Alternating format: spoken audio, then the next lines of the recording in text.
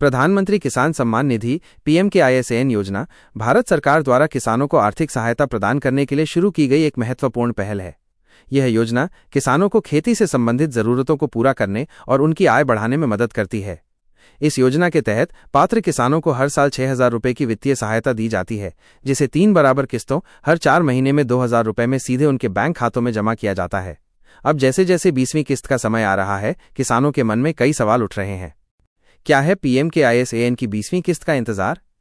पीएम-KISAN योजना की 19वीं किस्त फरवरी 2025 में जारी की गई थी और तब से किसान अपनी अगली किस्त का बेसब्री से इंतजार कर रहे हैं। 20वीं किस्त कब तक आएगी?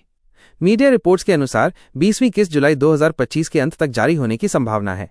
कुछ रिपोर्ट्स में 20 जुलाई या 2 अगस्त की तारीख भी बताई जा रही है। हालांकि अभी तक सरकार की ओर से कोई आधिकारिक घोषणा नहीं की गई है। किसानों को सलाह दी जाती है कि वे नवीनतम अपडेट के लिए पीएम-KISAN की आधिकारिक वेबसाइट pmkisan.gov.in का लिंक पर नजर रखें। कौन से किसान हैं 20वीं किस्त के लिए पात्र? यह सबसे महत्वपूर्ण सवाल है कि किन किसानों को 20वीं किस्त मिलेगी और किन्हें नहीं। पीएम-KISAN योजना का लाभ केवल उन्हीं किसानों को मिलता है जिनके पास अपनी खेती योग्य भूमि है। परिवार की परिभाषा में पति, पत्नी और नाबालिग बच्चे शामिल हैं।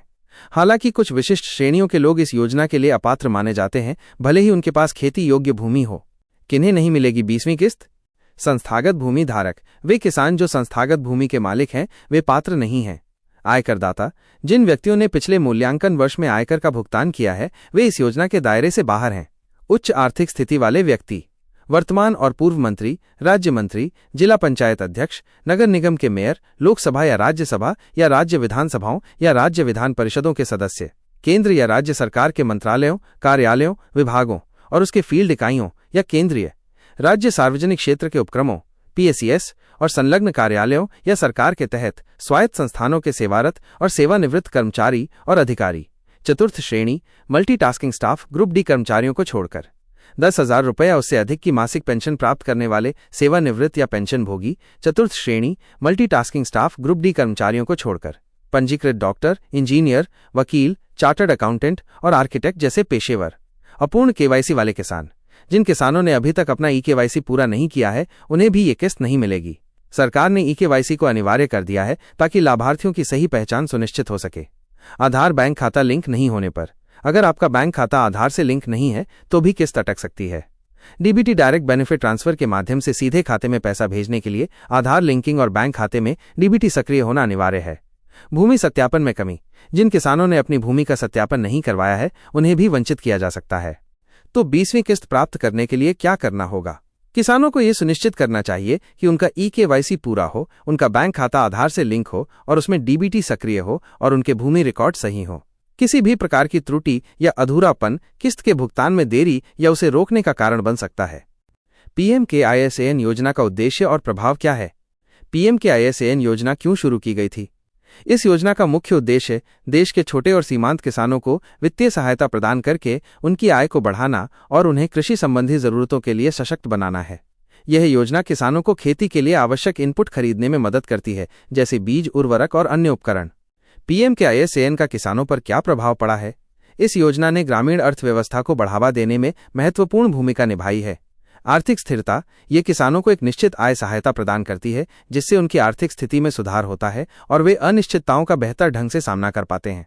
क्रेडिट बाधाओं में कमी, कई अध्ययनों से पता चला है कि पीएम-KISAN के फंड ने किसानों की ऋण संबंधी बाधाओं को कम किया है, जिससे वे साहूकारों पर निर्भरता कम कर पाए हैं। निवेश में वृद्धि, किसानों को प्राप्त धनराशि कृषि इनपुट में निवेश करने में मदद करती है, जिससे उत्पादन और उत्पादकता में वृद्धि हो सकती है। ग्रामीण विकास, किसानों की क्रय शक्ति बढ़ने से ग्रामीण क्षेत्रों में वस्तुओं और सेवाओं की मांग बढ़ती है, जिससे समग्र ग्रामीण अर्थव्यवस्था को लाभ होता है। पारदर्शिता, DBT मोड के माध्यम से सीधे बैंक खातों में पैसा जमा करने से बिचौलियों की भूमिका समाप्त हो गई है, जिससे योजना में पारदर्शिता आई है और लीकेज कम हुआ है। भविष्य की किस्तों के लिए क्या करें? क्या यह योजना भविष्य में भी जारी रहेगी? हाँ, पीएम-KISAN योजना एक दीर्घकालिक पहल है और सरकार इसे लगातार जारी रखने के लिए प्रतिबद्ध है।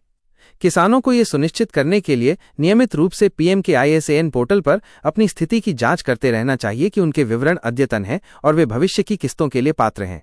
किसी भी समस्या के लिए कहां संपर्क करें?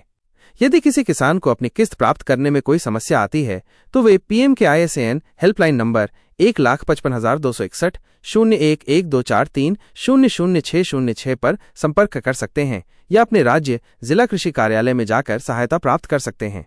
ये सुनिश्चित करना महत्वपूर्ण है कि सभी आवश्यक दस्तावेज जैसे आधार कार्ड, बैंक खाते का विवरण और भूमि स्वामित्व के प्रमाण सही और अद्यतन हों। कुल मिलाकर पीएम-KISAN की 20वीं किस्त का इंतजार भारतीय किसानों के लिए एक महत्वपूर्ण घटना है।